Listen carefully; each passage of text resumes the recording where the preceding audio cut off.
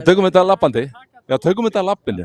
Við erum nefnilega stættir hérna og stödd hérna á þjóðarleikvangi í Andorra og ég veit að Kári Árnason, sem er viðmælandi okkar hérna í Viking TV, hann hefur komið hérna áður. Þú hefur spilað hér. Jú, ég hef spilað hér. Alveg. Þetta leita aðeins öðruvísi út þá og hérna, þetta var gervigras, ekkert eitthvað allra besta gervigras í heimi en við þjösnuðumst í gegnum leikinn 2-0. Það var þannig? Já, Viðar Örn skoraði langt fram fyrir nærstöngina. Já, við þjösnuðumst í gegn og boltinn var í leik held í 45 mínútur. Það er svoleiðis? Já, mikið að vera að tefja og mikið verið að liggja og svoleiðis? Það var svolítið svoleiðis þá. Hvernig líst þér á þennan leik? Nú erum við búin að vera hérna í nokkra daga og kynnast land og þjóð og vera ofsalega gaman og gaman að koma hérna. En hvernig líst þér á leikinn?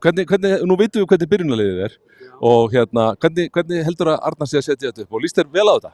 Mér líst mjög vel á þetta. Ég meina auðvitað, hann er ekki að taka miklar áhættur í liðinu og ég var alveg persónulega til að sjá Daða byrja þennan leik og hérna út af því að bara sýna traust við okkar ungu leikmenn en ég skil þetta fullvel og hérna og styð þetta 100%. Þannig að þú veist, við erum ekki að taka neina sénsa og við ætlum að vinna þennan leik því að auðvitað telja þessi stig líka. Þú vilt ekki gera jafntefli að tapa svona leik og missa stigunum sem telja síðan á næsta ári í meistardeild eða í hvaða deild sem við erum.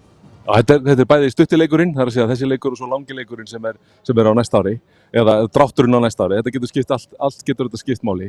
En það sem mig langar að hann vill meina að Andorramenn muni byrja að talsverðum krafti því að þeirra nálgun er að koma með kaosinn í leikinn, skora 1 eða 2 eða fá eitthvað á okkur út af og búa til eitthvað kaos. Þannig að við þurfum að byrja mjög sterkir.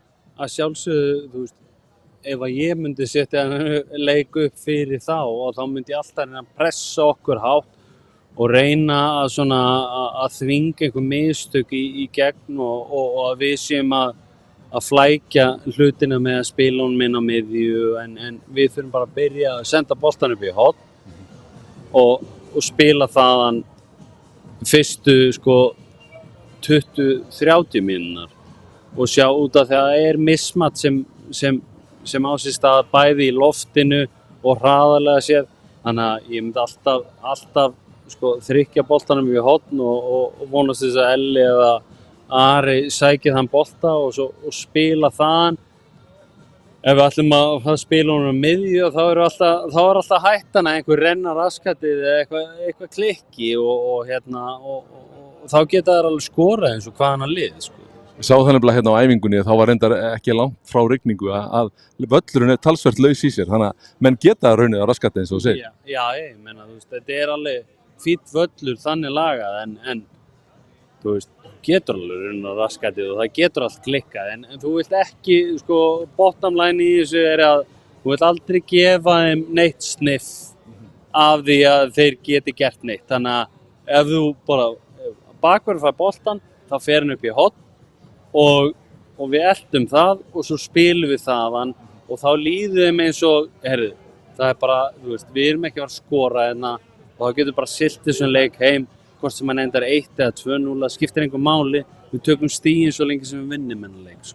Þetta eru frábær lokaorð, svo lengi sem við vinnum þennan leik og það er algjörlega klárt uppleggið þannig okkar sterkasta lið sett í byrjunina og ég veit að menn eru að hugsa að vonast til að loka leiknum í fyrriháleik eða fljótlega þannig að menn geti sett til dæmis eins og Daða inn á þegar líður á leikinn. En við erum spenntir, við erum jákvæðir, við erum hamingjusamir og við erum glaðir og við erum sérstaklega jákvæðir og ánægðir með að þessi leikur sé að byrja og að við getum þá klárað